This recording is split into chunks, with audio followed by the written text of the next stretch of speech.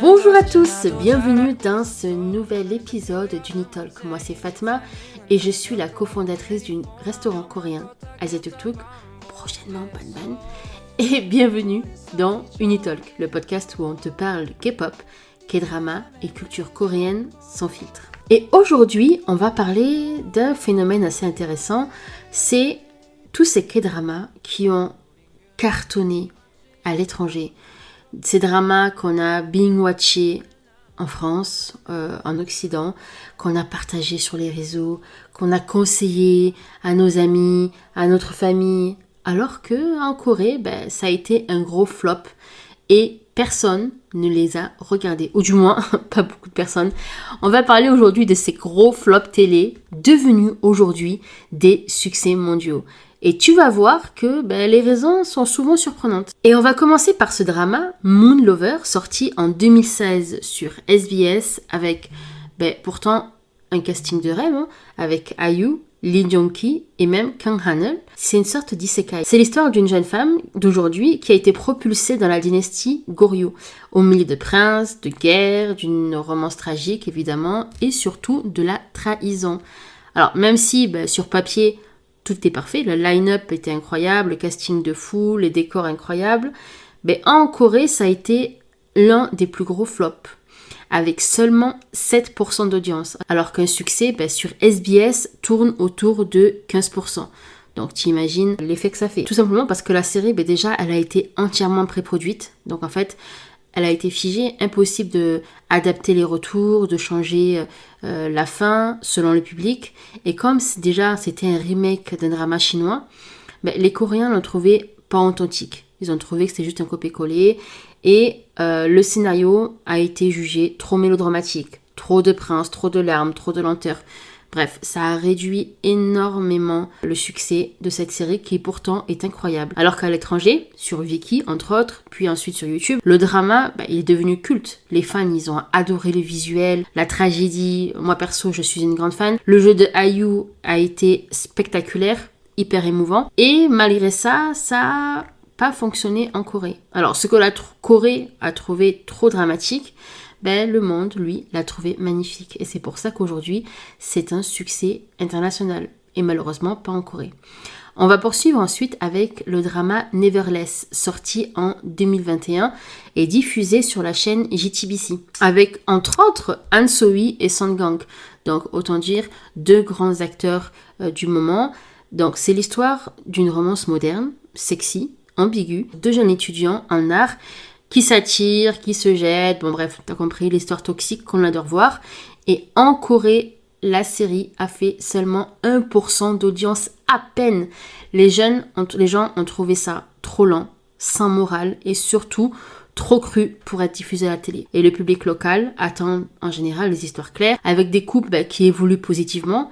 Là, c'était juste deux jeunes perdus à la ramasse avec un côté toxique et ça a mis énormément de monde mal à l'aise, d'où son flop. Alors que sur Netflix, puis ensuite sur TikTok, grâce aux edits, c'est devenu un phénomène. Tout le monde a regardé, il y a eu énormément de recommandations. Les jeunes se sont reconnus dans cette relation imparfaite. Les edits, les musiques, les extraits qui ont fait je ne sais combien de vues ont transformé la série en sujet de discussion sur les réseaux. Et ce qui a fait que ça a été une énorme réussite à l'international, malgré le fait que en Corée, ça a été un gros flop. Personnellement, moi, j'ai pas accroché, mais ça reste un drama que je vous recommande malgré tout. On poursuit ensuite avec le drama The King Eternal Monarch, avec rien d'autre que Lee Min-ho. Donc pour les fans de Boy Over Flowers, vous avez votre oppa. Donc avec Lee Min-ho, il y avait Kim Go-eun et Woo Do-hwan qui étaient là. Donc pareil, casting de rêve, c'est une sorte d'isekai avec un empereur d'un monde parallèle qui traverse un portail vers la Corée moderne et tombe amoureux évidemment d'une policière. Donc une histoire d'amour un peu spatio-temporelle que j'ai bien aimé d'ailleurs. Ça a été un concept assez ambitieux avec énormément de budget, mais malheureusement les Coréens ont trouvé ça trop confus. Les mondes parallèles, les personnages doublés, le rythme était lent et surtout un trop plein de placements de produits qui ont cassé l'immersion. Même si en Corée du Sud les placements de produits sont bien vus, sont même supportés, là ça a été trop pour eux. Et les audiences sont passées de 11% en début de série à 6%. Alors que, à contrario, sur Netflix, ça a cartonné. À l'international, les spectateurs, ils ont adoré ça, le visuel grandiose, la romance majestueuse. À côté, le film fantastique s'était taillé pour le streaming, pas pour la télé. Et il faut le dire aussi, le casting avec Lee Min-ho a permis, en tout cas, de se faire apprécier au plus grand. On poursuit ensuite avec le drama It's Okay Not to Be Okay, sorti en 2020 sur TVN avec Kim So-yoon et So Ye-ji. Alors j'ai adoré ce drama, mais malheureusement je l'ai pas terminé. Je vous expliquerai pourquoi. Donc c'est une série sur la guérison, la santé mentale et les blessures, qu'on cache, tout ça. En Corée, ça a tourné autour de 5% d'audience. Donc pareil, gros flop. Certains, malheureusement, ont trouvé le ton trop sombre avec les histoires, le thème, l'autisme, les traumatismes. Voilà, c'est vrai qu'en Corée, pour ceux qui l'ignorent, tout ce qui est handicap et santé mentale, malheureusement, c'est pas un sujet auquel les gens sont à l'aise et c'est encore trop tabou, surtout pour un drama du soir. Alors que, à contrario, sur Netflix, ça a été un raz-de-marée. Les gens ont été touchés par la mise en scène, par les OST, par les jeux d'acteurs qui ont été incroyables, les émotions, les métaphores avec les histoires et la beauté visuelle du drama. Les fans étrangers ont compris la symbolique, évidemment, là où le public coréen a complètement décroché parce que le sujet de tout ce qui est santé mentale et autisme, malheureusement, a eu mauvaise presse, on va dire. On continue avec Hwarang, sorti en 2016 sur KBS2 avec Park Seo-joon, Park Young-shin, Go Hara et V de BTS. C'est une série du type historique sur des jeunes guerriers nobles censés mêler de la politique, de l'amitié et de l'amour. Tout ce qu'il faut pour normalement être un succès. Alors qu'en Corée, les gens s'attendaient à un vrai drama intense. Au lieu de ça, ils ont eu des beaux garçons en armure et des dialogues légers à leur goût, évidemment. Résultat, les audiences sont passées de 7 à 11% d'audience, donc ça a augmenté au fur et à mesure, et des critiques qui disaient que le scénario, malheureusement, manquait de fond. Pour eux, beaucoup de superficialité et pas de fond. Alors qu'à l'étranger, par contre, ça a été la folie. Le casting a supporté grâce à Vicky et à la fanbase de BTS qui a permis au drama de trouver un nouveau souffle. La plupart des gens ne regardaient pas pour l'histoire, ils regardaient également pour regarder leur idole préférée. Ça on connaît, c'est pour ça aussi que le casting dans les dramas est super important pour les producteurs. Et ça a suffi pour en faire un succès viral, parce que vous savez à quel point les fanbases ont énormément de pouvoir en Corée. Et on poursuit avec Doom at Your Service, sorti en 2021. Park Bo-young, So In-kok et surtout Lee So-hyuk. C'est l'histoire d'une jeune femme condamnée par la maladie malheureusement incurable. Et évidemment, elle invoque le destin et apparaît, comme par magie, un être surnaturel chargé de tout détruire et qui tombe évidemment amoureuse de lui. En Corée, le drama a fait seulement 3% d'audience. Malgré le ton poétique, la lenteur et surtout les dialogues symboliques, ça a été un énorme flop. Mais à l'étranger, sur Netflix, les fans ont adoré l'ambiance.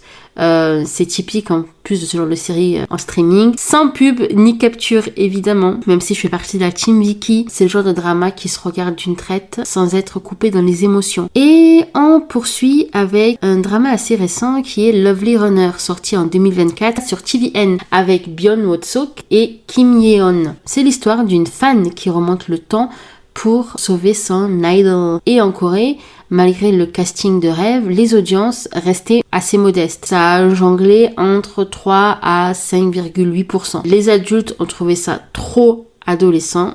Du coup, sa fanbase n'a pas permis à ce que ce soit un succès. A contrario, sur TikTok, ça a été un énorme buzz entre les OST, tous les reels, tous les extraits qu'on a eu sur TikTok, les fan art, c'est devenu hyper viral. Et c'est un drama qui est né pour Internet. Il y a eu une histoire simple, assez émotive, très visuelle, très colorée, et c'est exactement ce que le public mondial attendait à ce moment-là, d'où son succès retentissant. N'hésitez pas à me dire si vous l'avez apprécié. Et on continue avec Spring of Youth, sorti en 2025 sur SBS avec entre autres Kim Young-dae et Go Min-chi. C'est l'histoire de 3 jeunes qui se retrouvent dans un café à Séoul et il va se passer des choses qui font que je vous spoil pas. L'audience a joué entre 1% à la télé. Pourquoi? Parce que trop lent, trop contemplatif, pas assez d'action pour le public local. Alors que sur Viki et sur Netflix, ce fut un carton plein. Le ton sincère et l'ambiance apaisante ont séduit le public international, plus ouvert à ce genre de rythme lent et émotionnel. Et on poursuit avec le drama Lovely Runner, sorti en 2024 sur TVN,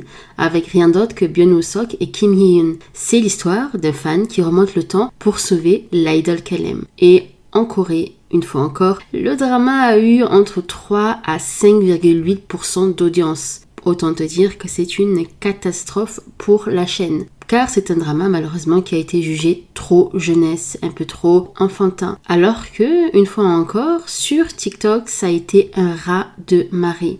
Entre les extraits de musique, il y a eu des scènes cultissimes et tout est devenu viral. Et c'est justement grâce à ça que Lovely Runner s'est devenu le parfait exemple d'un drama qui a été sauvé par Internet. Car il a su, grâce à ses OST, grâce à toutes ces scènes qui ont tourné en boucle sur toutes les fanpages, toutes les For You pages de TikTok, qui a permis de lui donner une hype qu'il n'y avait pas en début d'audience. Et pour finir, on a le drama Spring of Youth, sorti en 2025 sur SBS, donc c'est très récent, avec Kim Young-dae, Go Min-chi et Bae In-young. C'est l'histoire de 3 jeunes qui se retrouvent dans un café à Séoul et ensemble, ils réapprennent à rêver et évidemment, ils refont le monde. Et c'est une nouvelle catastrophe malheureusement avec seulement 1% d'audience en Corée.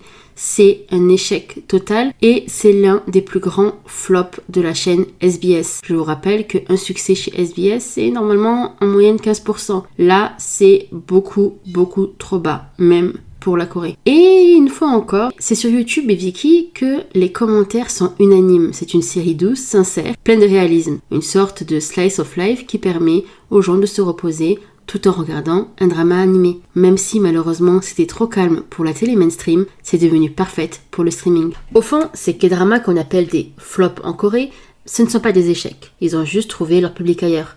En Corée, la télé reste très codée. On veut du rythme, une morale et surtout une émotion claire. Alors qu'à l'étranger, on regarde autrement. On cherche du visuel, de la sincérité, des histoires qui sortent des clichés. Et grâce à Netflix, Viki, YouTube ou TikTok, ces dramas ont une seconde vie, un second souffle. Neverless, par exemple, a explosé sur TikTok. Moon Lover est devenu culte sur YouTube. The King a trouvé son public sur Netflix. Et It's Okay Not to Be Okay a touché des millions de gens qui se sont reconnus dans ses blessures. Les dramas aujourd'hui ne se mesurent pas seulement à leur audience télé, et heureusement, ils se mesurent à leur impact, à leur émotion, et surtout à la manière dont ils nous font voyager. C'est pour ça qu'un flop en Corée peut devenir un phénomène mondial grâce à Internet. Et c'est justement ça, la magie de la culture coréenne. Dis-moi en commentaire quel drama tu as apprécié et qui malheureusement a été un flop. Nous, on se retrouve la semaine prochaine. C'était Unitalk, ton podcast sur la Corée.